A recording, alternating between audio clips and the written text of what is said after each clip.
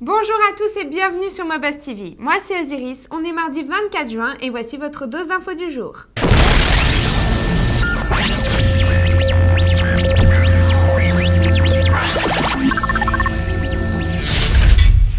La loi anti-piratage dont on vous a déjà parlé l'autre jour ne plaît pas trop aux internautes et c'est compréhensible. Mais il y a quand même des gens, et même des célébrités, qui appuient le nouveau mode de sanction. En effet, Diams, Johnny Hallyday, Renaud ou encore Patrick Bruel et même Bob Sinclair se sont unis dans les colonnes du journal du dimanche pour soutenir le projet de loi Création et Internet.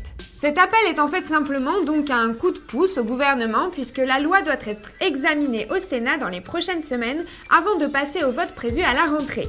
Tous en chœur, les artistes signataires se déclarent inquiets, très inquiets. La France a créé les droits d'auteur, la France adore la culture, la France aime aussi beaucoup l'internet haut débit et à outrance, les téléchargements de musique ou de films. Et justement, c'est là que j'ai quand même mon truc à dire, parce que c'est vrai, en général, quand on a internet, on télécharge, et souvent illégalement. Alors imaginez que, je sais pas, mettez 1 million de personnes en France soient sanctionnées. Ça coûterait un fric fou au gouvernement, et puis ça tuerait simplement l'internet en France. Alors voilà ce que je propose pour faire tomber la loi. On fait un appel à tout le monde pour que tout le monde se mette à pirater, et vous verrez, ça foutra le souk, non? Qu'est-ce que vous en pensez? Un phénomène ado est en train de rendre folle la police britannique grâce à Facebook et Google Earth. Son nom est le dipping ou trempette et il s'agit de repérer, à travers l'outil de Google, les maisons équipées d'une piscine extérieure privée et de s'y donner rendez-vous pour faire la fête et se baigner. Une fois le lieu repéré, les instructions à suivre sont publiées à travers Facebook avec une condition, venir déguisé au cas où les autorités pointeraient du nez. Évidemment, les voisins ou proprios de maisons ciblées ont eu pas mal les chocottes et sont pas contents du tout et ça se comprend. Imaginez-vous juste la scène. Vous vous réveillez en pleine nuit et découvrez une vingtaine d'ados en furie et à moitié à poil dans votre jardin.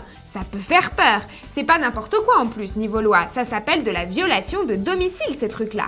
En tout cas, bien que je trouve ça marrant, j'aimerais pas être à la place de la police parce que vu l'arrivée des vacances d'été, ça risque pas de s'améliorer.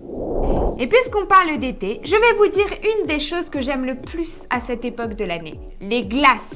Au chocolat, à la vanille et surtout au caramel. Les crèmes glacées nous rappellent souvent à quel point la vie peut être belle.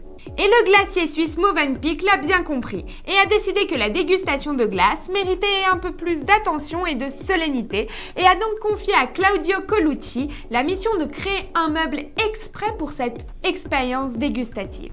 Et voilà le résultat, le Ice Lounge. Il s'agit en fait d'une sorte de cocon blanc censé relaxer l'esprit et le corps afin de les rendre plus réceptifs à l'appréciation de ces belles saveurs sucrées. Et c'est pas tout, car un système musical est carrément intégré.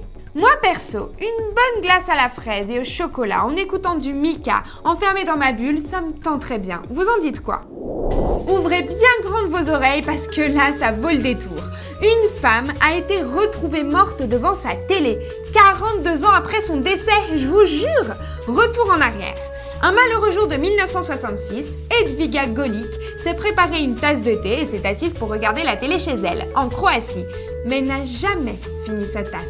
Le plus dingue dans l'histoire, c'est qu'elle était signalée disparue et que personne n'avait eu l'idée de vérifier son appart. Les voisins supposaient apparemment qu'elle avait déménagé et l'ont finalement découverte lorsque la police a fini par forcer la porte de son appart, histoire de voir qui habitait là. Ça a dû être un moment plutôt étrange, vous vous imaginez? Parce que lorsque les policiers sont entrés, à ce qu'il paraît, c'était comme pénétrer dans une zone où le temps se serait figé. La tasse était toujours au même endroit et la maison était pleine de choses qu'on n'a pas vues depuis des années. Mais moi, j'ai une question. Est-ce que la télé était toujours allumée? Adepte de Microsoft, je sais qu'en ce moment pour vous, c'est pas trop la joie. Comme vous le savez sans doute, ça y est, depuis samedi dernier, c'est décidé, la boîte de Monsieur Gates devra débourser 512 millions de dollars, intérêts compris, pour payer l'amende à Alcatel-Lucent.